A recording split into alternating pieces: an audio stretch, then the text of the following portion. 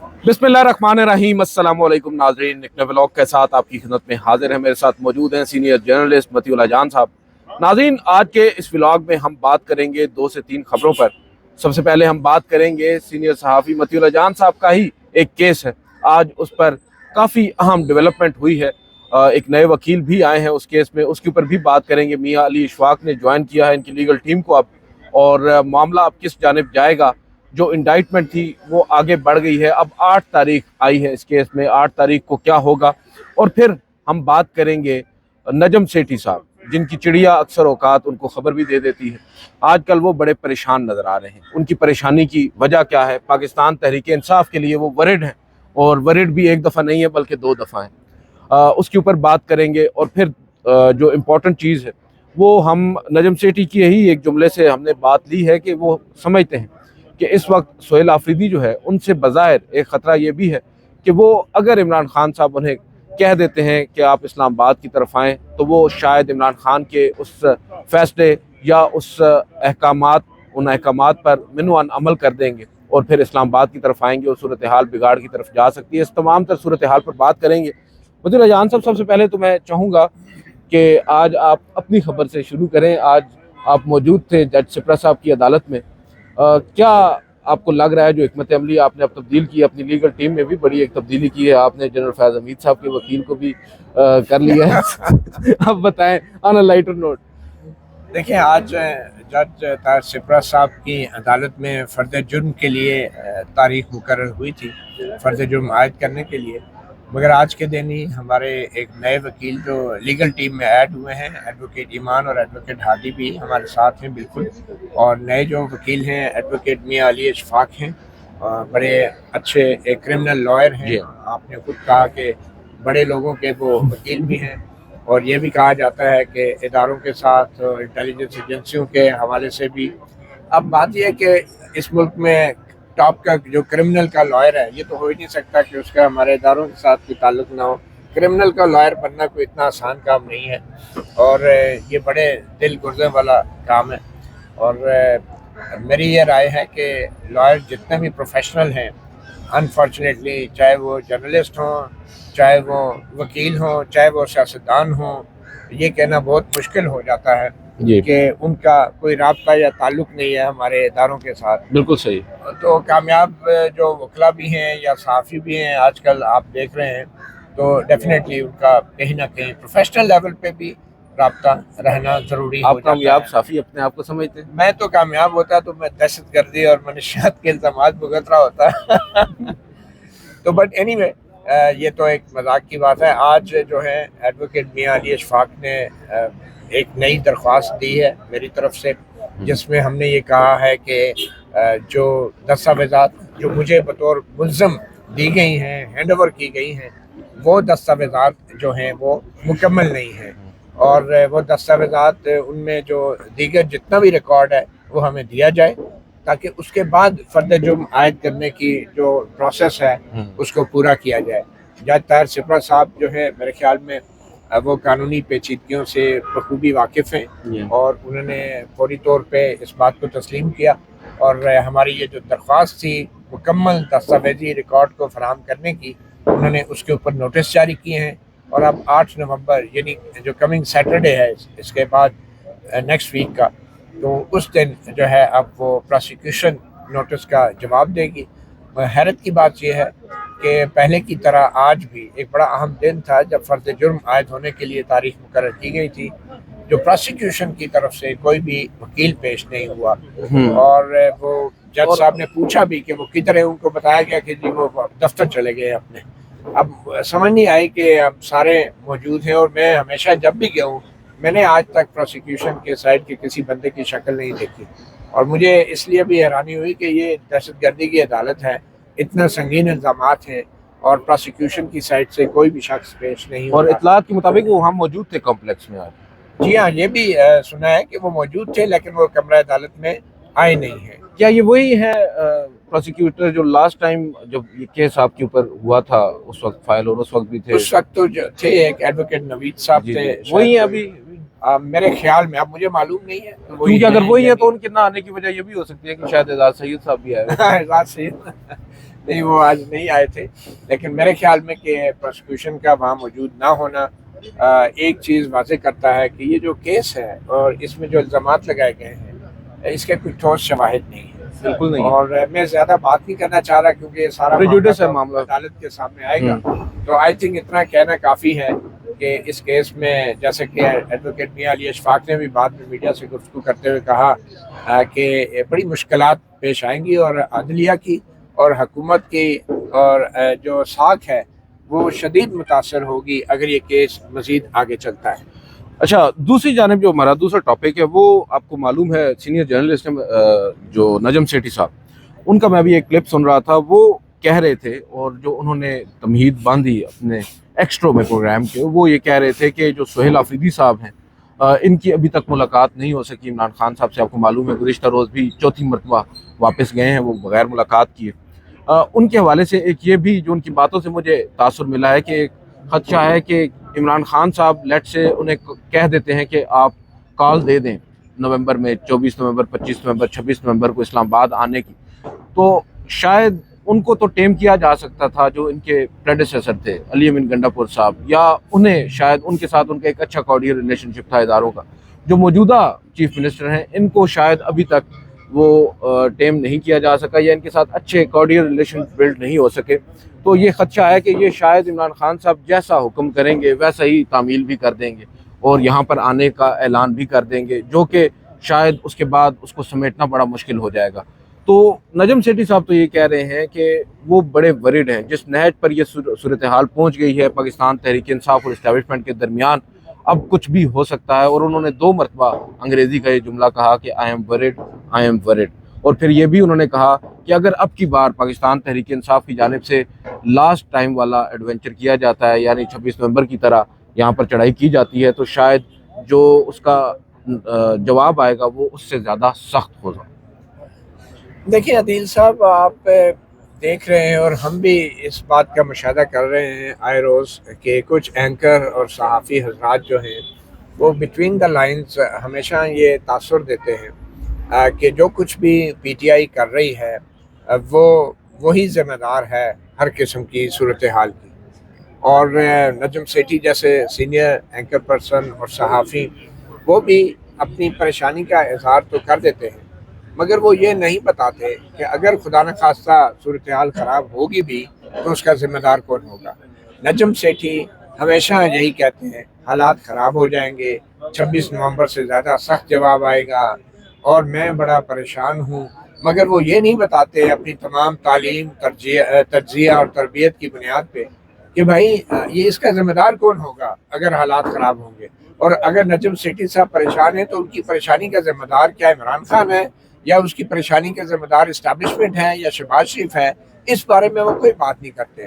تو ہمیشہ between the lines وہ ملک کے لیے پریشان, وہ پتہ نہیں اب وہ ملک کے لیے پریشان ہیں کہ نہیں, لیکن ملک کے لیے پریشان جو شخص ہوتا ہے نجم سیٹھی کے لیول کا صحافی, اس کو ساتھ یہ بھی بتانا چاہیے کہ خدا نہ خواستہ اگر ملک کو کوئی نقصان ہوگا بھی تو اس کا کون ذمہ دار ہوگا. وہاں پہ آ کے نجم سیٹھی صاحب کے تجزیے بھی ناکام ہو جاتے ہیں. تو اس وقت بھی جو انہوں نے بات کی ہے وہ بنیادی طور پہ یہی کہنا چاہ رہے ہیں کہ اسٹیبلشمنٹ پیچھے نہیں ہٹنے والی, اسٹیبلشمنٹ ڈٹ گئی ہے, اسٹیبلشمنٹ تو بڑا سخت رد عمل دے گی, اسٹیبلشمنٹ جو ہے وہ اس کا کوئی قصور نہیں ہے, قصور ہے تو پی ٹی آئی کا ہے, قصور اگر ہوگا تو پی ٹی آئی کے کارکنوں کا ہوگا اگر وہ احتجاج کرتے ہیں, اگر وہ 26 نومبر کی پہلی برسی مناتے ہیں. تو یہ بٹوین دا لائنز آپ دیکھ لیں نجم سیٹھی اور چند دوسرے ایسے اینکر پرسن ہیں جو صرف یہ تاثر دیتے ہیں کہ بہت کچھ غلط ہونے جا رہا ہے, بڑا نقصان ہوگا, اور انڈائریکٹلی وہ لوگوں کو, سیاسی جماعتوں کو, کارکنوں کو ڈرا رہے ہوتے ہیں, دھمکا رہے ہوتے ہیں, انہیں بتا رہے ہوتے ہیں کہ باہر نہیں نکلنا ورنہ 26 نومبر سے کچھ زیادہ ہی ہو جائے گا. تو یہ میرے خیال میں اب دیکھیں نا کچھ دوسرے ایسے بھی صحافی ہیں ان کے کو اینکر رہے ہیں ماضی میں, جی انہی کے جو ان کو نیٹ پریکٹس کرواتے رہے ہیں, بعد میں خود بہت بڑے بیٹسمین بن گئے ہیں اب. تو وہ جو ہے نا منیب فاروق صاحب, اب اس میں نام چھپانے کی کیا ضرورت ہے, تو منیب فاروق صاحب نے جو ہے وہ پہلے بھی بڑی جو ہے ٹویٹیں کی اور پہلے انٹرویوز دیے, وہ بھی ہمیشہ اسٹیبلشمنٹ کی زبان بولتے ہیں. پچھلے دنوں انہوں نے کہیں کہا کہ پتہ نہیں کس کی اپوزیشن کی ایسی کی تیسی اور یہ نہیں ہوگا, مطلب بڑے وہ کہتے ہیں نا بنا ہے شاہ کے مصائب پھر ہے اتراتا. تو اب اس سے زیادہ میں کیا کہوں. یہ وہ پیراشوٹرز ہیں وگرنہ شہر میں غالب تیری آبرو. جن کا وگرنہ شہر میں غالب تیری آبرو کیا ہے.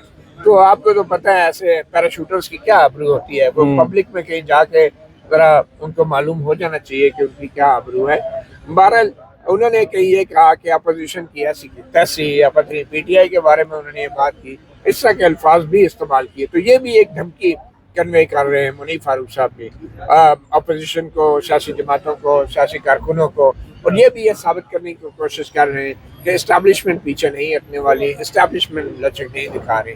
اور ابھی حال ہی میں منیف فاروق صاحب نے تو ایک نوٹیفکیشن بھی جاری کر دیا ہے جی, ابھی تقریباً آدھا گھنٹہ پہلے انہوں نے ٹویٹر کے اوپر انہوں نے اپنی طرف سے دستخط شدہ جو ہے نا سیکرٹری دفاع بن کے انہوں نے نوٹیفکیشن بھی جاری کر دیا. اور انہوں نے کہا ہے کہ یہ جو قانون پاس ہوا تھا مدت ملازمت میں توسیع کا, ان کی ٹویٹ سے یہ لگتا ہے کہ شاید اب کسی نوٹیفکیشن کی ضرورت نہیں ہے. سر وہ وکیل ہیں نا, وہ دیکھیں وہ تشریح کر رہے ہیں, بتا رہے ہیں, آپ کو سمجھا رہے ہیں کہ آپ جیسوں کو سمجھ نہیں آ رہی کہ بھائی دیکھیں اب ضرورت نہیں ہے نوٹیفیکیشن کی. ایسے ہی وکیل ہوتے ہیں نا جو بڑے ہو کر پھر شریف الدین پیرزادہ بنتے ہیں اور جرنیلوں کے اٹارنی یہ جنرل بات سن کے نا منیف صاحب خوش ہوں گے. میں بالکل خوش ہوں گے, ان کے لیے تو بڑے فخر کا مقام ہوگا. لیکن ہم جیسے صحافیوں کے لیے شرم سے ڈوب مرنے کا مقام ہے کہ کوئی اینکر جو ہے وہ اس طرح کی حرکتیں کرے کہ بجائے اس کے کہ اپنا کوئی تجزیہ دے, اپنی تعلیم اور تربیت اور تجربے کی بنیاد پہ بتائیں کہ آنے والے حالات کیا ہوں گے اور پھر ان کا ذمہ دار کون ہوگا, یہ بتانے کی بجائے اس طرح کے جو اینکرز ہیں, میں بشمول قابل احترام نجم سیٹھی صاحب, وہ زیادہ تر یہی کنوے کرتے ہیں کہ اسٹیبلشمنٹ نہیں چھوڑنے والی, اسٹیبلشمنٹ جو ہے پہلے سے زیادہ سخت رد عمل دے گی, حالات خراب ہو جائیں گے. تو بھئی پھر آپ کس کام کے بیٹھے ہوئے, آپ بتائیں نا کہ حالات کون خراب کرے گا, کون ذمہ دار ہوگا, اور آپ کی رائے میں جو اس وقت اس ملک میں ہو رہا ہے اس میں کون قصوروار ہے. یہ باتیں نہیں کریں گے وہ. تو پتہ نہیں حالات خراب ہوں گے یا سیٹھی صاحب کے حالات خراب ہو جاتے ہیں کبھی کبھی. لیکن یہ ہے کہ میں وہ اینا کی بات کر رہا ہوں, کانوں کی بات کر رہا ہوں, کانوں کے بھی تو حالات ہوتے ہیں. تو بہرحال یہ میں سمجھتا ہوں کہ ہم اس معاملے میں ہم زیادہ آنیسٹ نہیں ہیں اور ہمیں کلیئرلی بتانا چاہیے. اور اب میری اگر آپ رائے پوچھیں, ظاہری بات ہے میں تو نہیں چاہوں گا کہ نجم سیٹھی صاحب کی طرح بات کروں. میں تو یہ سمجھتا ہوں کہ کوئی بھی اس ملک میں جو سیاسی جماعت ہے, جو سیاسی کارکن ہیں, ان کو اس بات کا حق پہنچتا ہے. اگر یہ جمہوریت ہے, اگر یہ کہتے ہیں کہ ملک میں سویلین حکمرانی ہے, تو پھر ہر سیاسی جماعت اور ہر سیاسی کارکن اس کو سڑک پہ احتجاج کرنے کا حق ہے. اگر آپ اینکر ہو کے, تجزیہ کار ہو کے آپ لوگوں کو ڈرائیں گے, دھمکائیں گے کہ آپ سڑک پہ نہیں نکل سکتے, 26 نومبر سے کچھ زیادہ ہو جائے گا, تو پھر اس کا مطلب ہے کہ آپ صحافی یا تجزیہ کار نہیں ہیں, آپ صرف ایک ڈسپیچ رائڈر ہیں, آپ ایک ڈاکیہ ہیں ہماری اسٹیبلشمنٹ کے, کہ جس کا کام صرف اور صرف اسٹیبلشمنٹ کا پیغام لوگوں کو پہنچانا ہے, ان کو ڈرانا ہے, ان کو دھمکانا ہے اور ان کو بتانا ہے کہ گھروں میں بیٹھ جائیں ورنہ باہر نکلیں گے تو آپ کو گولیاں ماری جائیں گی. یہ انڈائریکٹلی وہ یہی کہہ رہے ہیں کہ پہلے سے زیادہ سخت ریئیکشن آئے گا. یعنی پہلے اگر 14 بندے شہید ہوئے تھے تو اب اس دفعہ 28 ہوں گے. یہ کہنے کا مقصد یہی ہے. پہلے 100 کے زخمی ہوئے تھے گولیوں سے, تو اب 200 ہوں گے. تو یہ ہمارے صحافی اور یہ ہمارے ترجمہ جو ہیں تجزیہ کار ہیں. اچھا, اس میں ایک اور چیز جو اس وقت سیاسی منظرنامے پر ہم دیکھ رہے ہیں, چلے خیبر پختونخوا میں تو جو ہو رہا ہے سو ہو رہا ہے, قومی اسمبلی میں بھی بڑی تبدیلیاں دیکھنے میں آ رہی ہیں, اپوزیشن لیڈر کا بھی ابھی انتخاب ہونا ہے. اسی ضمن میں آپ دیکھ رہے ہیں کہ مولانا فضل الرحمان صاحب بھی بڑے ایک مرتبہ پھر ریلیونٹ ہو گئے ہیں. پہلے ان کے پاس جاتا ہے حکومتی وفد, ان سے ملاقات کرتا ہے, اور پھر پی ٹی آئی کا بھی وفد جاتا ہے, اور بلاول بھٹو بھی جاتے ہیں. اب یہاں پر آ کر خبریں ایسی آ رہی ہیں کہ مولانا صاحب, ابھی میں اے بی سی صاحب کو سن رہا تھا, ہمارے دوست آصف بشیر چودھری صاحب ٹاک شاک میں, وہ بتا رہے تھے کہ مولانا فضل الرحمان صاحب نے حمایت کر دی ہے محمود خان اچکزئی صاحب کی, اور ساتھ یہ بھی کہہ دیا ہے کہ اگر کسی وجہ سے محمود خان اچکزئی صاحب نہیں بنتے تو ہم بھی ہیں راہوں میں, ہم بھی پڑے ہیں. تو آپ ہم پر بھی غور کر سکتے ہیں. تو یہ جو مولانا فضل الرحمان صاحب کی جانب سے بات کی گئی ہے, اور یہ جو ایک بات سامنے آ رہی ہے کہ محمود اچکزئی صاحب اگر نہیں بنتے, تو اس کے پیچھے آپ کیا وجہ سمجھتے ہیں؟ کیا محمود خان اچکزئی صاحب اگلے 24-48 گھنٹوں میں کیا ان کی گرفتاری کے بھی امکانات ہیں؟ کیونکہ یہ بھی باز گشت تو ہے شہر اقتدار میں, بہت سارے عام سینئر رہنماؤں کی گرفتاری کے بھی چرچے ہو رہے ہیں. دیکھیں, مولانا فضل الرحمان صاحب نے جو یہ کہا ہے کہ ہم محمود خان اچکزئی کے ساتھ ہیں, اور اگر وہ دستیاب نہیں ہوتے کسی وجہ سے, تو پھر وہ حاضر ہیں اپوزیشن کی تحریک کو لیڈ کرنے کے لیے. میرے خیال میں حکومت کو مولانا صاحب کی اس پیشکش کو قبول کرتے ہوئے محمود خان اچکزئی کو گرفتار کر لینا چاہیے. پھر تو یہی نظر آ رہا ہے نا معذرت کے ساتھ, میری یہ خواہش نہیں ہے, لیکن مولانا صاحب کے بیان کے بعد تو یہی لگتا ہے کہ وہ حکومت کو یہی کہہ رہے ہیں کہ اچکزئی صاحب کو گرفتار کریں اور پھر باقی مجھ پہ چھوڑ دیں. پھر میں دیکھیں کیسے اپوزیشن کو لیڈ کرتا ہوں اور کہاں پہ لے کر جاتا ہوں. لیکن مولانا صاحب تو اچھے اپوزیشن لیڈر نہیں ہوں گے, میرا تو خیال ہے اچھے ہوں گے, وہ بڑے زیرک دیکھیں وہ زبردست اپوزیشن لیڈر ہوں گے. انہوں نے 26ویں آئینی ترمیم میں سے بھی ناگ جیسی ترامیم نکال کے باہر پھینکی تھی, تو ان سے اچھا اپوزیشن کون ہوگا. اور آج جو 26ویں آئینی ترمیم نے ہماری عدلیہ کے ساتھ کیا ہے, مولانا صاحب ایک بار پھر 27ویں آئینی ترمیم کے لیے ناگ جیسی ترامیم باہر نکال کے جو ہے وہ پھر فور فرنٹ پہ ہوں گے اور کہیں گے میں نے 27ویں سے اس سے بھی بڑی ناگوں والی ترامیم نکال دی تھی, تب جا کے میں نے 27ویں کو سپورٹ کیا. مولانا صاحب کی کیا بات ہے, وہ تو اپوزیشن میں ہوتے ہوئے بھی بڑی پوزیشن میں ہوتے ہیں. تو اب آپ کیسے دیکھ رہے ہیں اس وقت جو موجودہ سیاسی صورتحال نظر آ رہی ہے؟ ایک تناؤ تو ہے عمران خان صاحب کے حوالے سے. آج اگر آپ ٹویٹر ٹائم لائن پر جائیں تو آپ کو بار بار جو ٹویٹس تواتر کے ساتھ سامنے آتی ہیں وہ یہ ہے کہ عمران خان کو بظاہر نومبر کے اندر آئسولیشن کے اندر رکھنے کا فیصلہ کر لیا گیا ہے. ان کے کیسز جو دیگر بھی کیسز تھے, توشہ خانہ 2 تو 27 تک چلا گیا, دیگر کیسز میں بھی اب پنجاب حکومت کی جانب سے ایک نوٹیفیکیشن سامنے آ گیا ہے جس میں کہا جا رہا ہے کہ ان کا وہی واٹس ایپ ٹرائل یا ویڈیو لنک پر ٹرائل ہوگا. تو ان کا جو انٹریکشن ہے بیسیکلی وہ کرٹیل کی جا رہی ہے, وہ تمام تر وہ سچویشن کہ کس طریقے سے عمران خان صاحب کا موقف, ان کی سوچ باہر نہ آئے. تو اس کو آپ کیسے دیکھتے ہیں, اس پر کوئی رد عمل آئے گا؟ کیونکہ ایک اضطراب تو ہے پی ٹی آئی کے اندر بھی. ان کی ان فائٹنگ کو ہم اگر سائڈ پر رکھ دیں, ویسے اوورال جو پی ٹی آئی بطور سیاسی جماعت اگر انہوں نے کوئی فیصلہ کرنا ہے تحریک چلانے کا یا اس ضمن میں کسی بھی طرح کا, تو اس کے لیے عمران خان صاحب کے کلیئر قسم کی ڈائریکشنز تو انہیں درکار ہیں ہی. دیکھیں عدیل, سیدھی سی بات ہے, ایک سمپل اڈیالہ جیل میں ملاقات کا معاملہ ہے اور حکومت پینک ہے, حکومت خوف زدہ ہے, اس لیے کہ کہیں سہیل آفریدی بطور وزیر اعلیٰ عمران خان سے ملتے ہیں اور عمران خان نہ جانے ان کو کیا ہدایات دے دیں گے, ان کے اندر ایسی روح پھونک دیں گے کہ پتہ نہیں اس ملک میں قیامت آ جائے گی. اب یہ وہ ملاقات ہے جس سے حکومت اور ریاست خوف زدہ ہے. میرا نہیں خیال کہ اگر ریاست واقعی اپنے اوپر اتنا اعتماد کرتی ہے اور اتنا اس کو گھمنڈ ہے, اوور کانفیڈنس ہے, تو پھر تو سہیل آفریدی کو ملاقات کرا دینی چاہیے تھی. لیکن ابھی بھی کرا دیں تو میں آپ کو بتاؤں کہ پی ٹی آئی کے پاس میں بڑی حد تک وہ جواز ختم ہو جائے گا کہ وہ لوگ جو ہیں حکومت کے خلاف نکلیں. اب یہ حکومت اور یہ ریاست اور یہ ادارے از خود ہی ایک بہانہ دے رہے ہیں سہیل آفریدی کو, پی ٹی آئی کو, خیبر پختونخوا کے لوگوں کو کہ وہ جو ہیں احتجاج کے لیے باہر نکلیں. تو اور مجھے تو یہ لگتا ہے کہ اگر تو ریاست یا حکومت کی یہ نیت ہوتی کہ پی ٹی آئی کو بطور سیاسی جماعت اس کے وجود کو انہوں نے رکھنا ہے اور تسلیم کرنا ہے, پھر تو وہ یہ ملاقات کروا دیتے. لیکن مجھے یہ لگتا ہے کہ ریاست کی طرف سے اب یہ فیصلہ کر لیا گیا ہے کہ اب کی بار اگر حالات خراب ہوتے ہیں تو 9 مئی کے بعد جو کچھ پی ٹی آئی کے ساتھ ہوا, 26 نومبر کے بعد جس طرح جو پی ٹی آئی کے کارکنوں کے ساتھ ہوا, تو اب کی بار جو ہے وہ خیبر پختونخوا کے اندر جو ایک قلعہ بن چکا ہے پی ٹی آئی کا, وہاں سے کوئی بھی ایک بحران اگر پیدا ہوتا ہے تو پی ٹی آئی کو جو ہے بریکٹ کر دیا جائے گا دہشت گردوں کے ساتھ, اور پی ٹی آئی کے جو باقی ماندہ سپورٹ ہے وہاں پہ خدا نہ خواستہ کوئی ایمرجنسی نافذ کر کے یا گورنر راج نافذ کر کے پی ٹی آئی کو بطور سیاسی جماعت بریکٹ کر کے اس کے خلاف بھی ویسی ہی کارروائی کی جا سکتی ہے جیسے کہ ٹی ایل پی کے خلاف کی گئی تھی. تو یہ ایک سچویشن یا تو کریٹ کی جا رہی ہے, ورنہ مسئلہ صرف ایک ملاقات کا تھا. آپ کو پتہ ہے یہ بالکل ویسی ہی چیز ہے کہ یہ کوئی ناجائز چیز نہیں ہے, ناجائز مطالبہ نہیں ہے ایک سیاسی جماعت کا, ایک نئے وزیر اعلیٰ کا, مگر یہ ویسی ہی صورتحال ہے جیسے آپ کو یاد ہے کہ ڈھاکہ میں جب کہا گیا تھا کہ پارلیمنٹ کا اجلاس وہاں جب بلایا گیا تھا تو یہاں سے دھمکیاں لگائی گئی تھی. اگر وہ اجلاس ہو جاتا پارلیمنٹ کا, مجھے آپ بتائیں کوئی ایسے حالات ہوتے.